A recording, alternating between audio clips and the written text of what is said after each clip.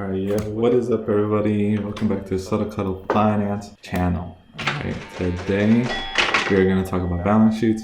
But before we do that, please leave a like, subscribe, and subscribe to our Stockholder Finance channel, and subscribe to our Stockholder vlog channel, because why not, Usually we talk about investments, strategies, planning, etc., other side hustles you could do, credit cards that we own, Schwab, student hacks. I have student loans, and this is why we are doing this partially. And, so we can learn a little bit with everybody, and we can all try to teach ourselves how to become better financially together. As a team, right? Okay, before we start, I have to copy this. We are going to take into a look at balance sheets, guys, and one of the best balance sheets out there is Apple. Okay, so usually before I even take a look at the balance sheet, I just take a look at their dividend, and right now they have a 1.12 yield, which is nice. And I also like to see their chart, seeing if they're growing over time, and it seems like they are. Okay, now to go to the balance sheet that we're looking at, we go to financials. Right there, guys, financials. And then we take a look at balance sheets. Right there, we go to balance sheets. Boom, boom, boom, we're in balance sheets. And now we're taking a look at their balance sheet. And now we're going to take a look at the balance sheet in my notebook. And this is the part where I said I should have... Now, I have my calculator here, because why not? The trusty calculator. We're going to use that later.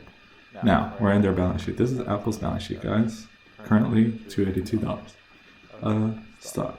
And now we're taking a look at their balance sheet here, annual, and all the numbers are in the thousands, which means that this number right here that looks like 48,844,000 is actually in the thousands. So you just add a 000 here. Now it's 48.8 billion. Okay, and annual means that we're looking at this in a progressive of yearly. Everything's yearly to the current year. And their last update was in September 30th, 2019. Okay, now this is good to see, I actually take a look at their quarterly, which is where we're going to go to right after this. But it's good to see their annually. So we got to see that, boom, they actually went to less cash next year. And then the following year they did better, and then the next year they actually did a lot better. They went from 25.9 billion to 48.8 billion, which is like almost double. Like, dang, Okay, now we're gonna take a look at their quarterly, which is what I like to look at, because that way we get to see like exactly where the company's going. Okay, then. Let's make this a little bigger. Why not, right? Okay, this is kind of too stretched. All right, here we go. Now we're here. We're here, guys. Okay, now this is quarterly. And again, it's in the thousands. So here we go. Over time, yes, they have been going up. Boom, boom, and boom, right? So they went from 37 billion to 50 billion, back down. So they went negative here. This is a plus, down to 48.8 billion. And then now they're down again. This is minus to 39.7 billion. Okay, so that's cash and cash equivalents. This is the cash that they have in hand, current assets, current cash. Okay, so this is other investments that they have. So other not cash, but just investments that they have short term, and that is 67.3 billion. So if you add in the 39 plus the 67, you get the 107, the 107, basically like around there, right? Something like that, right? So that is the current cash. Net receivables just means money owed from other businesses. So basically like another small business probably bought a whole lot of IMAX and they owe them 20.9 billion. Okay, so 20.9. Inventory. These are probably like servers that they own in Apple, in the company, maybe tables, other inventory stuff that they probably have like in their stores. Maybe they have like tables, maybe they have like stands, maybe they have registers, other type of things, and that's worth 4.2 4.0 billion. Basically 4.1. Anyway, other current assets means that Yahoo Finance does not want to tell us. Yahoo said no to us. And to look for where this 12.0 billion is coming from, we're going to have to take a look at their balance sheet somewhere else, like maybe on their website or something, right? So if we add all these little guys up, we get 163.2 billion total, right? In total current assets. Total current assets. This means that we can get these assets in cash within less than a year. Less than a year, right? Less. So anything less. So this is less than a year. It could be 1 through 12 months that we can get this money. All right. And I'm telling you that because the non-current assets is what we can get in more than a year. So this could be like 1.2 years. It could be like 1 year and like 3 months, 1 year and like 6 months and 2 years, who knows? But more than a year. That these are the non-current assets that we can get. Gross property plant equivalent, so that's 97.9 billion. This is just cash that they have on the side. If they were to like sell stuff, you know? Okay, accumulated depreciation. This means that, and it's negative, right? So this means that, you know, if they bought a server used, it's not going to be as much as if it was new. So their servers now are, you know, depreciating value and other things, not just servers, but like other things that they have. So this depreciating value, negative 60 billion. So, yeah. But then if we add these two things, it's now 37 billion. So that is net property, the net, right? The difference between these two is the net. All right, so equity and other investments. Again, other investments, equity, 99.8 billion, which is a lot. And then other long-term, Yahoo does not want us to know. Okay, yeah, no. All right, and that's 40 billion. So if we add everything up, now we are left with 177 total non-current asset, 177.3 billion. That, now if we add the 163.2 with the 177, so this is the current, plus the 177, which is the non-current, we have the total current, the total assets, total current and non-current assets, so total assets. So these are things that we, like the company has, 340 billion in total assets. Now, what do they owe? Well, then we go to liabilities. Liabilities are things that you owe, basically. And now we're going to go look at the current liabilities. This is what they owe in less than a year, right? Less than 1 year. Okay, so what is the current debt? The current debt is 15.2 billion. Account payable. This is what they owe other companies.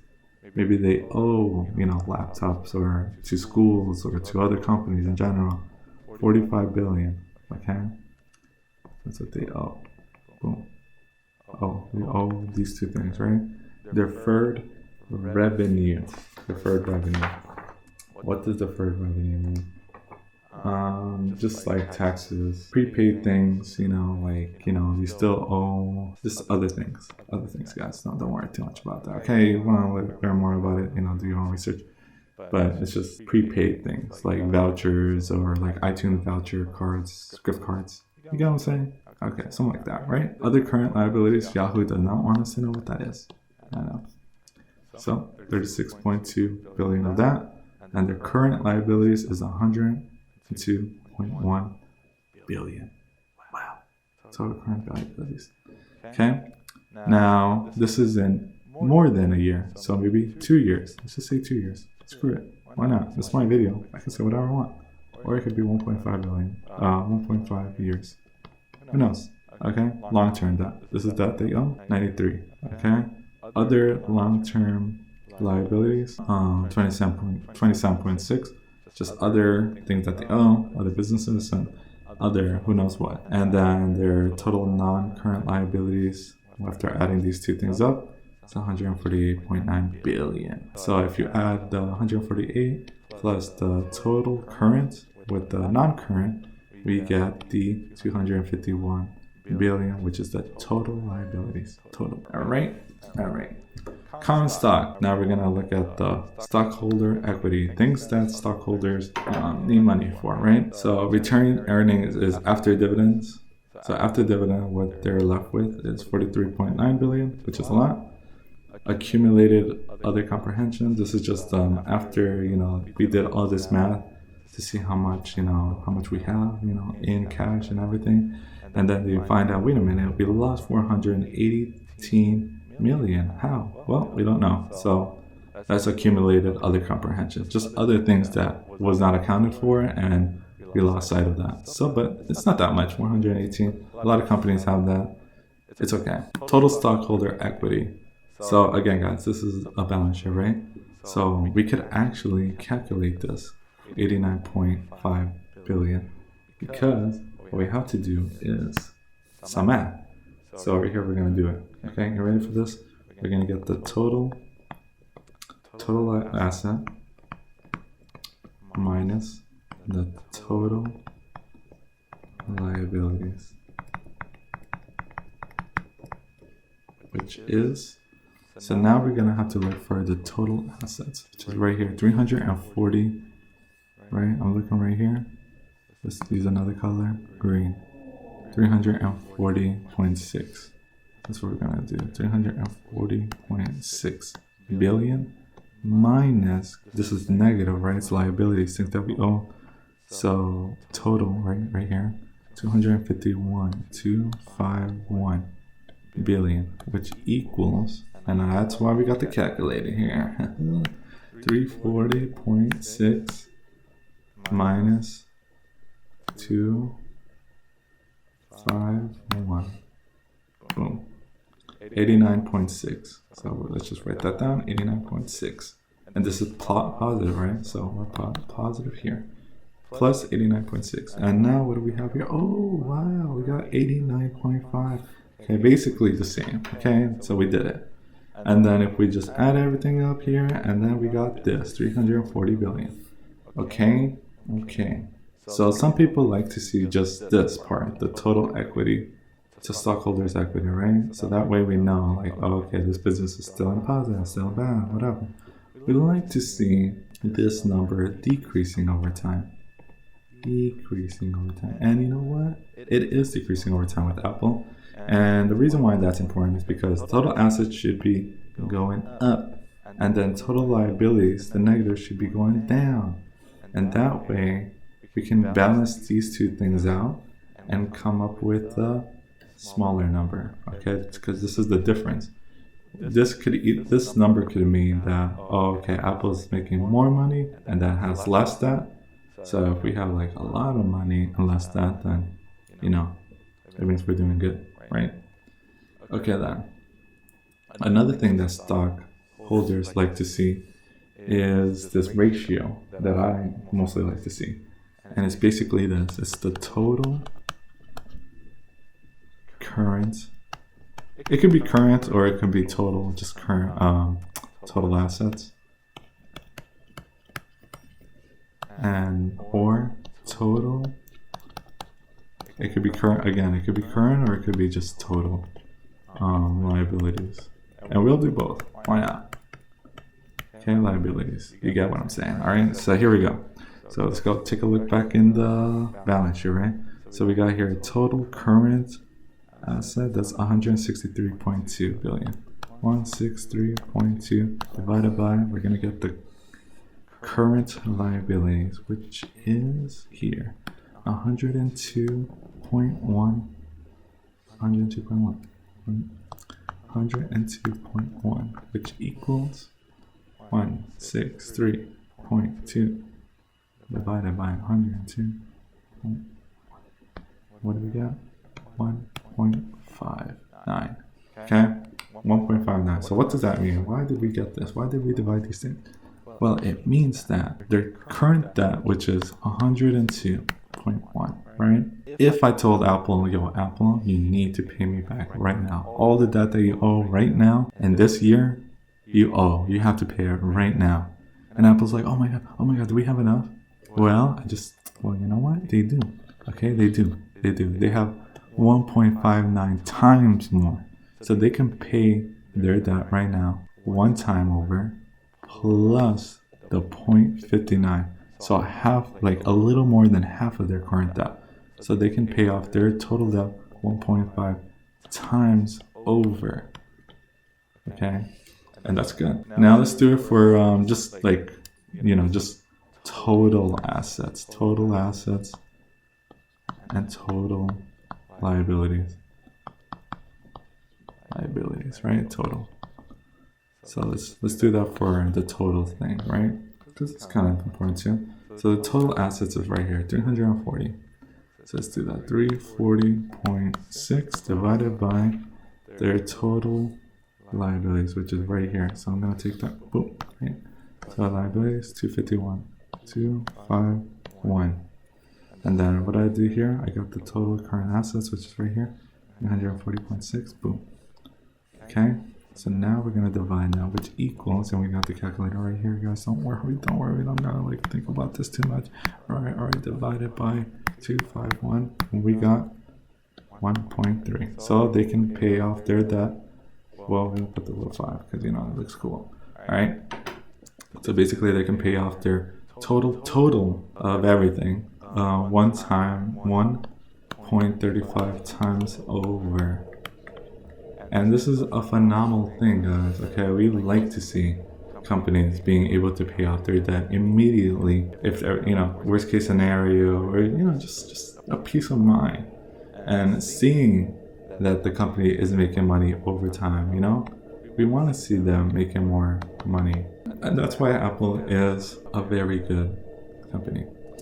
A couple of things here that I didn't mention is Goodwill doesn't have it in the balance sheet. If you see this in the balance sheet, Goodwill, I think they have it in the annual report. So let's take a look. Okay, right here, boom, Goodwill, right? Basically, it means how they taught their employees how to be good salespeople. They have a culture, Apple culture, right? Basically, kind of like that. Think of something like that. Intangible assets just means for example, the Apple logo, or things you can't see, but it's worth money. If I were to say hey, put this in a t-shirt, the Apple logo, it has to go through Apple, and Apple's like, okay, but you have to pay us a little bit of money, and they're like, okay, yeah, we'll pay you a little bit of money because that Apple logo is worth some money. And then that they haven't really sold anything with that, but we know it's probably around there, 2.2 billion. Okay, so if you like this type of video, leave a like, subscribe, and check out our other videos, guys. Finance, yeah. All right, peace, guys.